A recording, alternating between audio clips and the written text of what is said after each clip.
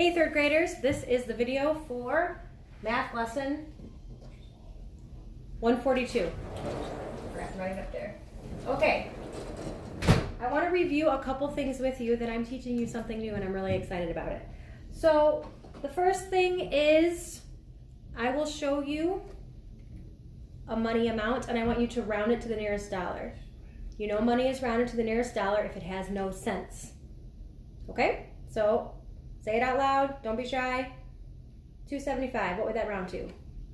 Hopefully you said $3. Okay, how about $8.30, what would that round to? What dollar would that round to? It would round down to $8. All right, how about $6.25? It would round down to $6. And one more. $4.56. What would that round to? It would round up to $5. So hopefully you got all four of those. Another thing I want to try with you in review is some reducing. So I will show you this fraction. I want you to think of what number you want to divide top and bottom by. Then I want you to say the new fraction out loud. You should have said 3/5. And what was the number that you divided by? You divided by 2. Okay, let's try another one. This is 4/12. Think of the number you need to divide top and bottom by. Say the new fraction out loud. You should have said 1/3. And you divided by 4. Okay? 3/15. Think of what number you should divide the top and bottom by and say the new fraction out loud. It's 1/5 because we divided by 3. Okay, 10/25. Think of what you should divide the top and bottom by. Say the new fraction out loud. 2/5. You should have divided top and bottom by 5, and that would give you 2/5. Last one, I think. No, 2 more. This is 12/18. Think big. You're gonna go pretty big on this one when you divide. Once you know what to divide the top and bottom by, say the new fraction out loud. Should be 2/3. You should have divided top and bottom by 6 to get 2/3. This is the last one. 6/12. Think big again. Divide top and bottom by the same number and then say the new fraction out loud. 1/2. Okay, so just wanted to review with you guys on that. Next. Okay, I'm teaching you something new.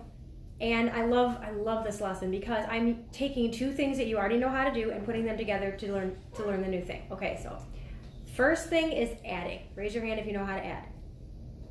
Okay? Second thing is divide. Raise your hand if you know how to divide. Okay, so if you know how to add and you know how to divide, you can do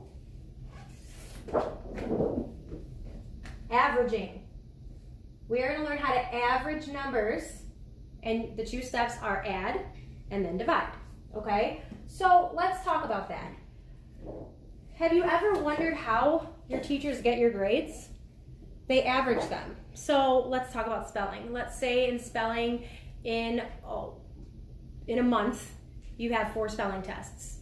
And you get 100 on one, you get a 90 on another, you get a 95 on one, and you get another 100%.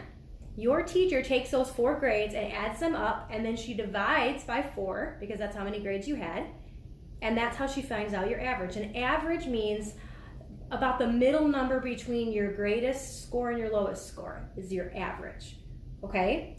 So let's talk about, these could be grades, these numbers, 94, 97, and 85. Let's say they're science test grades. Okay, so this is how Mrs. Nelson would find out what your report card grade is after we average your 3 test grades that you got for that quarter. Okay? You got a 94, a 97, and an 85. Step one, I'm going to add them up.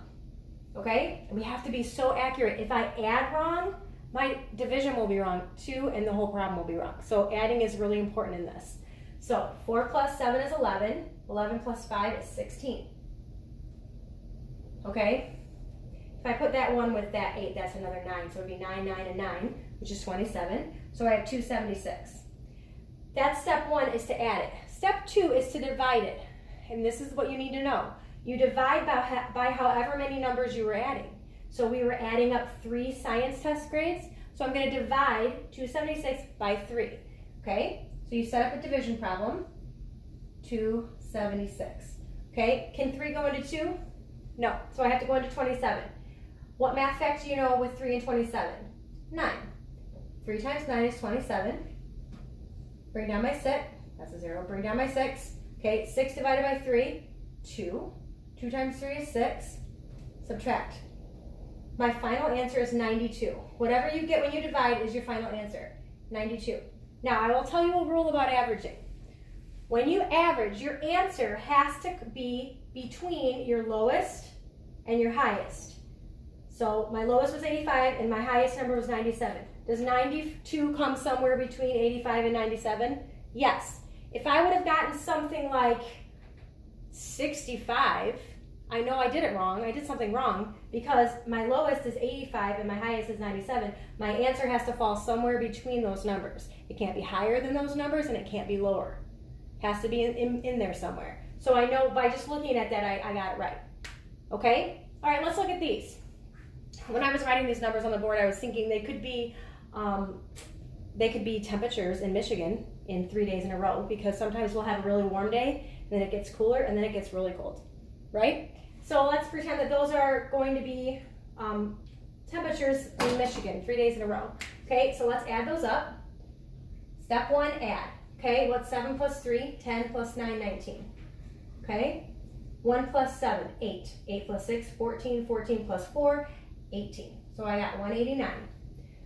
How many numbers was I adding up? 3, so that's what I divide by.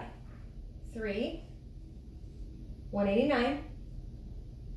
Now remember, my number that I get up here has to be, it can't be lower than 49 and it can't be higher than 77. It has to fall somewhere between there, okay? I can't just go into 1, I'm going into 18. 18 divided by 3, 6. 6 times 3, 18, subtract 0, okay? Bring down 9. 9 divided by 3, 3. So 63 is my final answer. Does 63 come somewhere between 49 and 77? Yeah, actually, it does. So we know that we got it right. That's averaging. Easy. You already know how to add and you already know how to divide. So you're going to get to do some of your own on lesson 142. Do your best.